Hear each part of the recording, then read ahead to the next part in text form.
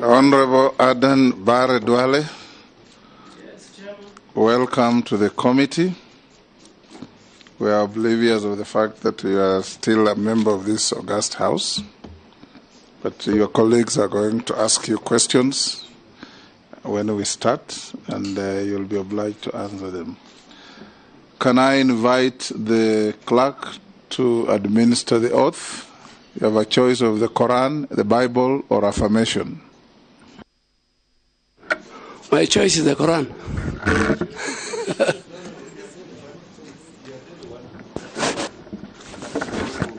It's one of the things that you can't choose.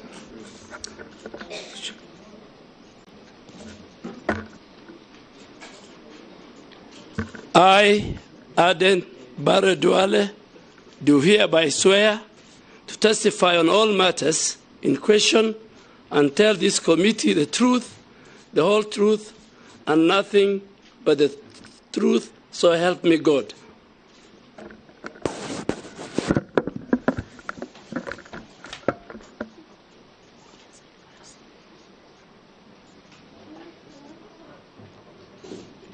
The Honorable Duale, welcome to the committee.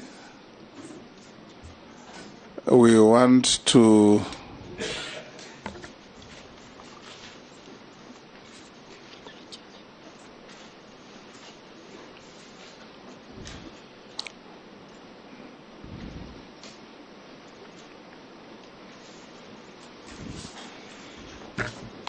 Are you done?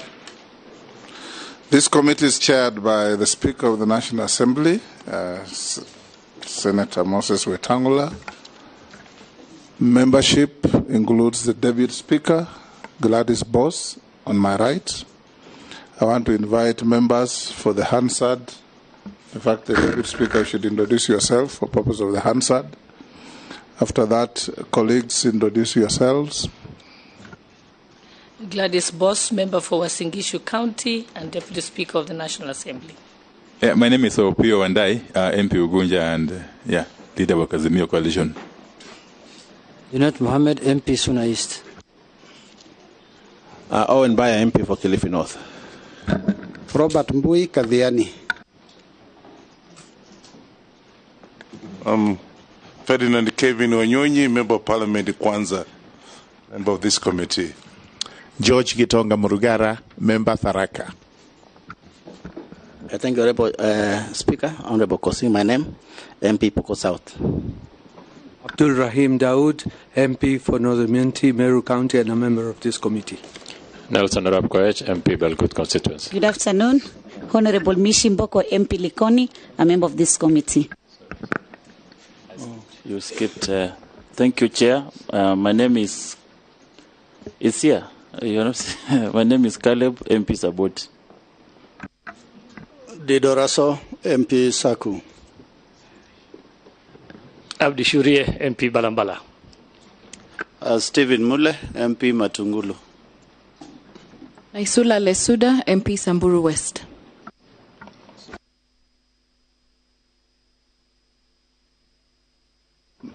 The clerk to introduce her team. Thank you, Mr. Speaker. My name is Sarah Kyoko, Acting Clerk of the National Assembly.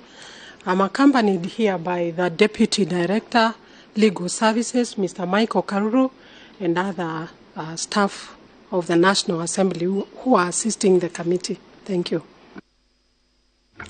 Honorable Duale, welcome to the committee. We will proceed as I will guide you. When we finish these preliminaries, I'll give you about 10 minutes. If you can use less, the better, to introduce yourself and tell the committee about yourself.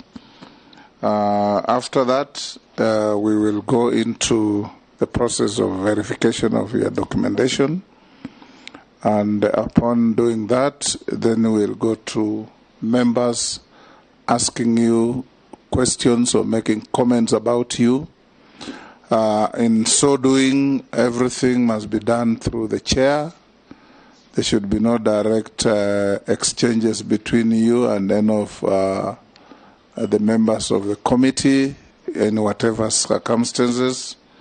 We encourage that the answers be precise, reflecting to the question asked. There is no point giving us excess material where a question is very clear on what the members want. There could be an opportunity for a supplementary to a question, subject to the chair allowing. And when we finish, we will allow you another 3 minutes or so to state your wish to this committee, if any. We'll start by requesting you to present documents that were asked of you, compliance with tax obligations from KRA. What I advise you to do is, if you have them in a bundle, I'll read them out to you, then you give it to the clerk next to you. They'll check if they have any deficiencies, they'll advise me, and I'll come back to you. If there are copies, they will require to see the originals, which is something you can do with them. If you don't satisfy them, then they'll come back to us. So we'll want your compliance. Yeah, I have my originals. If you just hold on, Honorable Duale. Yeah. You will provide your compliance with tax obligations to the state from KRA, your clearance with Higher Education Loans Board, your clearance with Ethics and Anti-Corruption Commission, ESCC, your certificate of good conduct from DCI. I think those are the documents you should, and of course your national identity card and your academic certificates in the original form. Yes. You'll eventually leave us copies and go with your originals, but they need to compare the originals and the copies. I have both in original and in soft copy certified. Excellent. Okay. The first issue for clarification before we open to the plenary of the committee is to ask you whether you are a dual citizen of Kenya and any other jurisdiction. Chair, I'm a Kenyan by birth. Are you a dual citizen I am not. between Kenya and any other country? I am not. You are not. Thank you. I now give you the 10 minutes. If you spend less, I'll salute you. I will, Chair, and Chair, I want to thank you. And remember that clock tells us how much time we have for you with us. Thank you, Chair. I want to thank you, Chair, and the Speaker of the National Assembly. I want to thank my colleagues who are members of this committee. And I want to state on the onset that this is a very privileged position given to me under the Constitution, Article 152, read together with the 132 of the Constitution. And I want to thank on the onset the President of the Republic of Kenya, who has shown confidence in my leadership and gave me this opportunity. Chair was born in Garissa County and went to schools in that town, in Boys Town Primary School, in Garissa High School in 1982. I went to Moi Forces Academy in 1986. Eventually, I joined Moi University, where I have many colleagues in this parliament and the other parliaments. And finally, in 2012, I did my MBA, got my MBA from Jomo Kenyatta University and Technology. Chair, I served in a number of public institutions, both private and public. I was a board director of Kenya Broadcasting Corporation. I was involved in livestock marketing institutions and working with donors. Later, I joined the private sector as a businessman. But in 2007, Mr. Speaker and Chair and members, I was elected as a member of parliament for Dujis constituency on ODM ticket. then a Popular Party. And in April of 2008, under that Grand Coalition government, I had the opportunity to serve under President Kibaki government, led together with the former Prime Minister as a Deputy Minister for Livestock. At that time, I was also the Vice Chairman of ODM, in charge of political affairs, until 2011, when me and colleagues, including the current president, joined and formed a party called URP, in which I was elected again in 2013. And in 2013, after my election as a member of parliament for Garissa Township, I had the opportunity again to be accorded by my party, at that time it was a coalition party with the TNA, to occupy a constitutional office as the first majority leader under the 2010 Constitution, which I served until 2020. And after 2020, again, it was not my wish, but again I had to change party from URP to Jubilee of 2017, and then now I was elected as a member of parliament for Garissa Township under the URP party. And I'm glad that I have served the leader of majority, which I oversaw the passage of over 150 bills, both public and government and private, and over 500 motions. And now I am on a seat that I was part of the appointment committee since 2013. So I have the privilege of sitting on the chair that I think all those who served in government that required vetting by the National Assembly said. So I'm very privileged, Mr. Speaker and Chairman. Thank you very much. Thank you. In your long public career, have you ever been adversely associated with practices that depict you in bias, favoritism, or nepotism in the discharge of your duties? No, Mr. Chairman. Could you tell this committee your financial net worth? Chair, I'm worth 851 million Kenya shillings, including the assets I own, including the goats and the sheep and the camels that I own. So I had to go and even in 10 days' time, I had to go and value my 231 camels somewhere in Kitui County. You are in Kitui County as well. So my net worth is 851. What is your current and anticipated sources of income? My current source of income annually in terms of rentals and others is about 10 million shillings. I will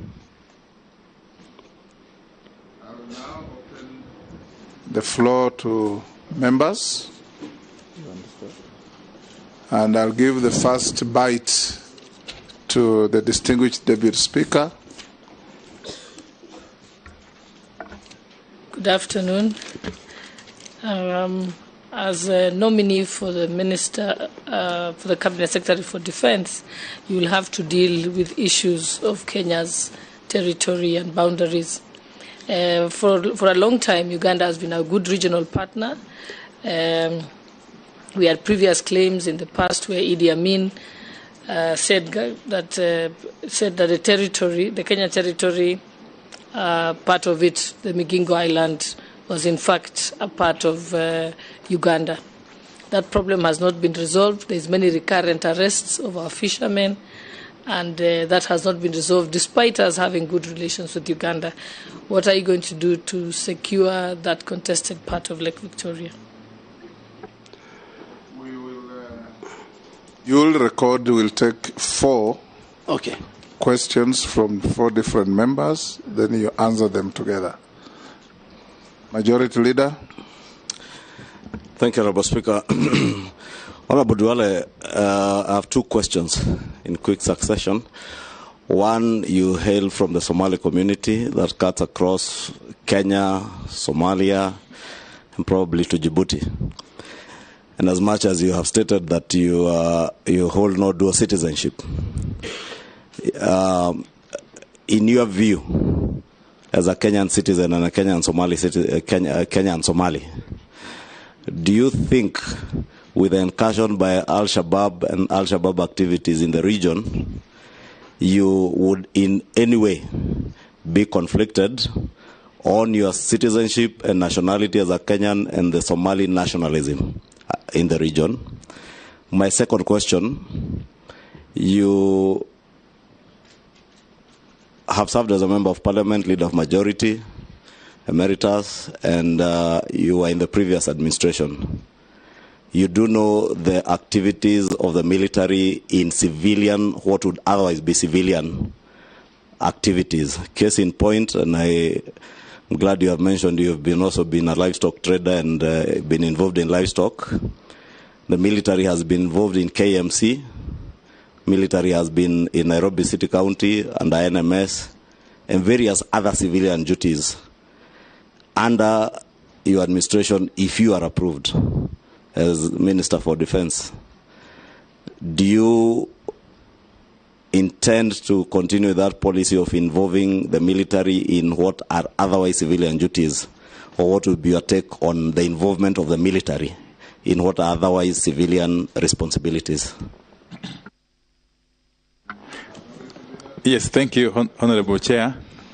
Honorable Duale, I'm sure you will recall that in the last part of the last parliament, you and I served together in the Public Accounts Committee. During our period in PAC, we interacted with the KDF, or the Ministry of Defense for that matter. And you will agree with me again that the KDF has remained a fairly professional outfit in the region. My question is,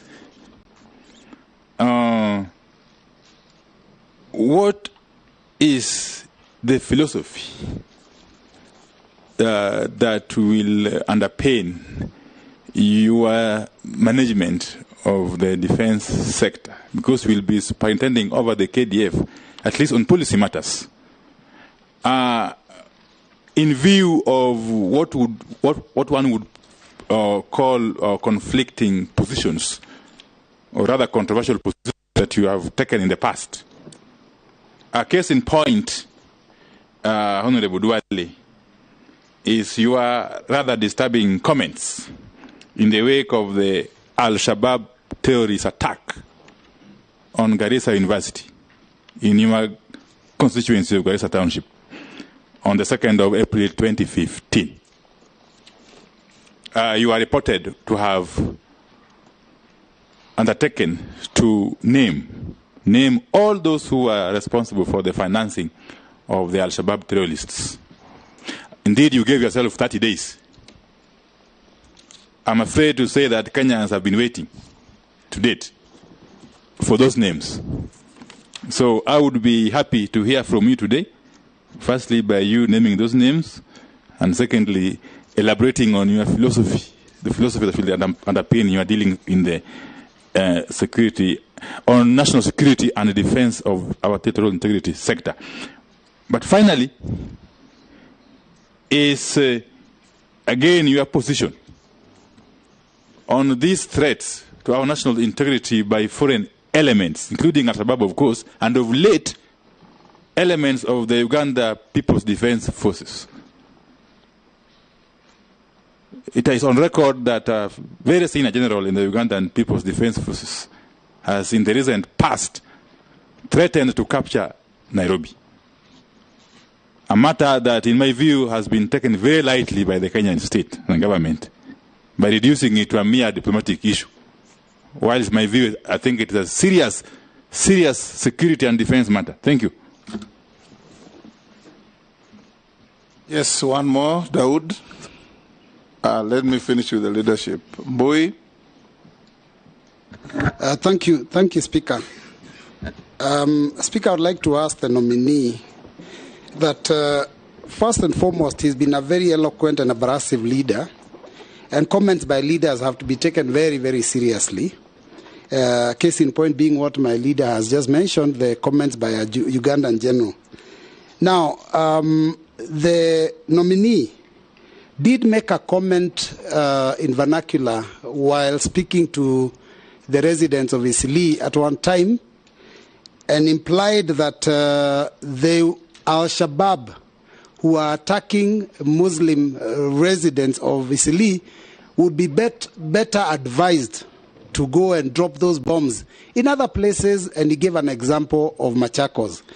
Now, considering that he is now going to be responsible for managing the Kenya Defense Forces, and they have much, much more firepower than the Al-Shabaab, do those comments still stand? And secondly, while he was majority leader in 2013, he was very, very clear in his mind about cabinet being made up of people who are not politicians. And several times he did mention that. Has his position changed now that he has been nominated and he is a well-known politician? Thank you, Chair. Honorable Duale, you can deal with those four. Thank you, Mr. Chairman and Speaker. Let me start with the question by Honorable Boss Sholei, the Deputy Speaker. I agree with you that the key mandate of KDF within the reading of Article 241 is to protect the sovereignty and the territorial integrity of the Republic. That is the core mandate of KDF. And that will stand. KDF will at all times protect our nation from any external aggression. Coming to the matter of Migingo in Uganda, there is already a government boundary committee which was set up, which is yet to give its final report. And along that line, the International Boundary Committee under the office of the President, in terms of the executive order, is also dealing with the matter. And more so, there is an MOU between the Kenya Defense Forces and the Ugandan Defense Forces on a number of cooperation agreements. And I think that will also help in solving the matter. Coming to Honorable Ichung'wah, the leader of majority, I think there is a narrative and a perception about the Somalis in this country. Somalis, not only are they in Djibouti or in Mogadishu, in Somalia, Somalis have a congresswoman in the US. Somalis have a minister. There's a Somali minister of housing in Canada. So Somalis, wherever they are, the citizenship where they belong is where they are loyal to. And I saw to the Constitution as a member of Parliament. So I treat me as a Kenyan Somali, just like the way you treat the other communities in this country. And I'm not the first one. I'm not the first Somali to hold the defense portfolio. Honorable late Yusuf Haji was one. I'm not the first Somali to hold a serious security docket. General Ali was the Commissioner of Police. Prefer you call yourself Kenyan Somali because no. I think I should not use Kenyan Somalis. I am a Kenyan. I am a Kenyan. So please, Honorable Ichung'wah, you are not one of them. But over the years, there's a clique in government who have a business of profiling Kenyan Somalis, and I think that will end up with this administration. This is an administration that wants to make all communities equal. So I will serve the people of Kenya in the docket of defense portfolio in accordance with the Constitution. Two, on the militarization of the civil service, I want to make it categorically very clear that under Article 241 of the Constitution, the Kenya Defence Forces have three functions. One function is the one that I stated earlier: protect the sovereignty and the integrity of the Republic of Kenya, and two, to assist civilian and other government agencies when called upon on a matter of emergency and disaster, with, again, the approval of the National Assembly, that they go and assist. And there were many cases, including even during the terror attack of Westgate.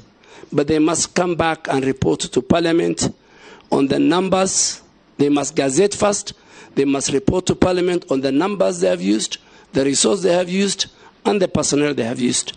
The third function of KDF, according to the Constitution, is when they are called upon to help when there is insecurity that the National Police Service cannot handle. And that is the case in point. Currently, KDF is in Turkana and Baringo, and making sure that that section of our country is safe and secure.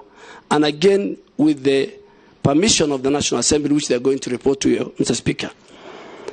Honorable Wandai talked about KDF is professional on policy matters. Yes, I served with you.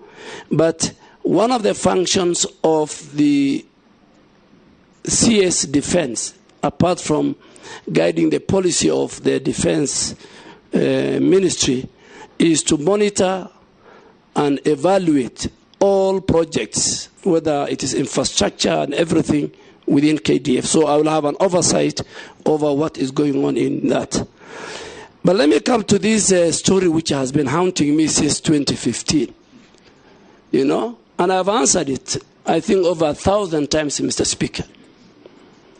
And that was after Garissa University, unfortunately, one of the most lowest moments in my life as a member of Parliament, where 143 innocent, promising young Kenyans lost their life. And I was with the whole leadership of Northern Kenya, whether they are governors, senators, members of the cabinet, and I was reading a statement on their behalf. And what we said was, and I still will say today, is that we urged our communities, because the communities' roles are very important in the war against terror, that the communities must come out and must help government and must help the security agencies in identifying among the communities or among their neighborhood or when they come across the border, or who are the financial. So we're urging the communities to play their role. But of all the media houses, KTN decided to twist that and said Honorable Duale is going to name the financials within 30 days. I have no capacity. And I don't have the constitutional mandate to investigate who are financials. That is, I think, the job of the Director General of National Intelligence, General Kamweru. So I think going forward, that question can be answered. I mean, I don't have the capacity. Then there's a question of Honorable Wandai on what the general in Uganda have said. I want to make it clear that KDF shows posture.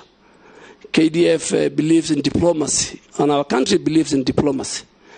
And our country does not react to tweets, to official government position. And I'm sure the same general has other tweets later. So I think KDF had no role to respond to that. Those who want to know the capability and the posture of Kenyan Defence Forces, they showed it in KDF Day last week.